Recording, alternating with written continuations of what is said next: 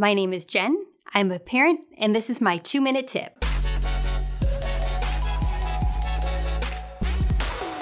When we think about being on mission, many times we think that means boarding a plane for days on end to reach the remote parts of the world. We'll be living out of tents and digging wells and playing with kids and teaching from the Bible. Granted, that is part of the big picture. There are so many other versions of ministry that we don't often think about when we're living on mission.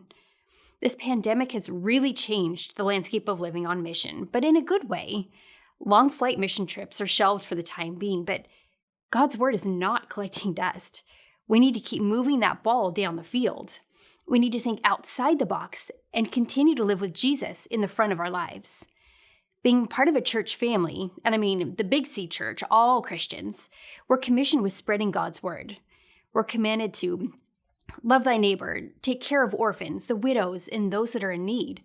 And I'm sure there are many, many families that are in the same boat as mine, where there wasn't a way for us to board that plane, but our hearts were just yearning to help. And we understand that we need to live on mission, but how could we go about that? How do we embrace this new vision of being on mission? And I love that Saddleback has pivoted and has provided ways for families like you and me to be able to live on mission right here at home. And it's so important that we lead by example for our kids with the heart of Jesus, what that looks like. And they're watching us serve at local grocery distribution sites, going to the food pantry to sort food or pray for our neighbors during dinner, being kind to those who may not be very welcoming. And these are all things we can do locally and with ease. When your small group can cook dinner for someone who's recovering from an illness or who's unable to make it out of the house. Kids can learn to use their very unique minds to create something special for their neighbors or find ways to help that will fill their hearts. If your kids are like mine, we need to find something that sparks that light in them that will make them eager to get out and help.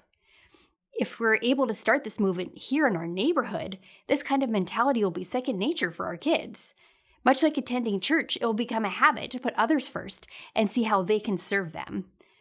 In a world that seems to be growing more and more self-serving, it's time for the church family to step up and change the tides. There are times that we wanted to keep our kids safe from the world and how there are bad things happening in the world, and we just didn't want to show that to them. But I think this can be a disservice if we shelter them too much from the world. I do think that we need to be age appropriate, but it's never, ever too early to show how love on others. And God works in amazing ways, and you never know what experience will plant that seed in a child's heart. Don't be afraid to step out and live on mission. Include your kids and show them that there's goodness in the world, and they can be part of that light that will shine so brightly in the world. Let's get out there, friends, and be the change.